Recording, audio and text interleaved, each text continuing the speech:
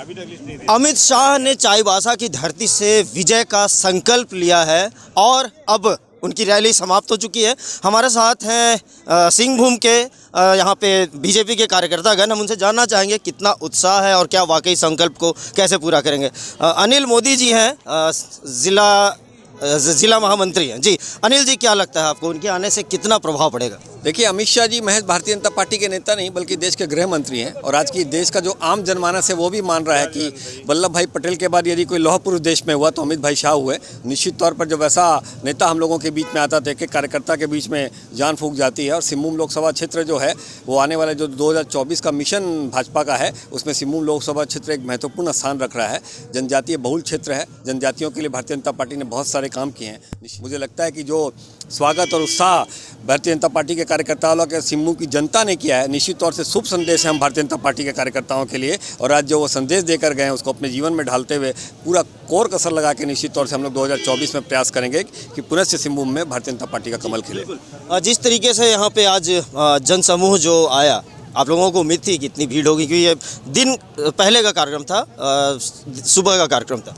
नहीं, उम्मीद नहीं, हमें पूरा भरोसा था। जो आज कोल्हान की धरती ने यह दिखा दिया कि झारखंड सरकार से लोग कितने त्रस्त हैं। और भाई अमित शाह जी के आगमन पर जो लोगों में जोश देखने को मिला।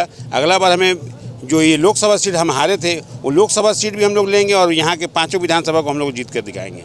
यहाँ की चाईबासा की जनता का ये आवाज़ है, पूरे कोल्हान की जनता का ये आवाज़ है। आज अमित शाह ने कार्यकर्ताओं के साथ भी मुलाकात की और काफ़ी लंबा समय, लगभग 1 घंटा उनके साथ बिताया। कितना असर पड़ेगा उससे? निश्चित तौर पे उसका बहुत असर पड़ेगा, क्योंकि जैसा कि अभी अनिल जी ने भी बताया कि अमित शाह महज सिर्फ हमारे बड़े नेता नहीं हैं, वो एक जन नेता हैं।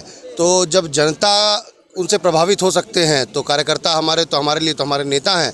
तो उनसे अगर रूबरू मिल करके उनको अगर कोई मार्गदर्शन दिया है तो स्वाभाविक रूप से कार्यकर्ताओं में एक ऊर्जा आया, एक जोश आएगा और इस जोश और ऊर्जा के साथ वो लगेंगे और कार्य करेंगे। तो निश्चित तौर पे हम लोग झारखंड का 14 सीट जीतने का काम करेंगे। काफ़ी संख्या में महिला मोर्चा की जो सदस्य हैं वो भी थे। क्या लगा आपको आज के इस रैली के बाद? क्या कहेंगे आप? हम कहना चाहेंगे कि आज का रैली के बाद हम लोग का यहाँ लोकसभा विधानसभा सुनिश्चित हो रही है।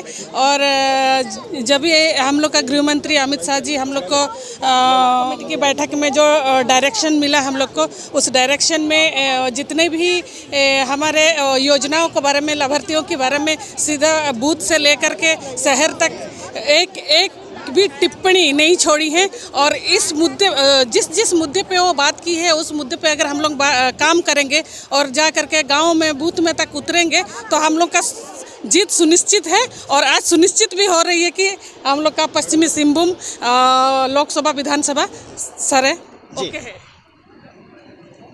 14 में 14 सीट जीतेंगे।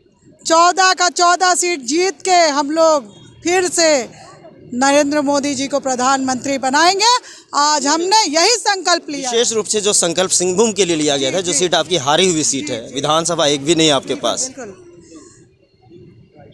जब हम हारे हैं तब आज हम लोग वास्तविकता को देख रहे हैं कि हम लोग कहाँ चले गए, किस गड्ढे में चले गए, किस निरंकुश सरकार, बर्बाद सरकार के चक्कर में आज जनता फंस गई है। जनता को एहसास हो गया है और जनता ने आज संकल्प लिया है कि हम अब इस निरंकुश सरकार को हराएंगे और भाजपा को जिता के हम लोग नरेंद्र भाई मोदी को फिर से प्रधानमंत्री बनाएंगे।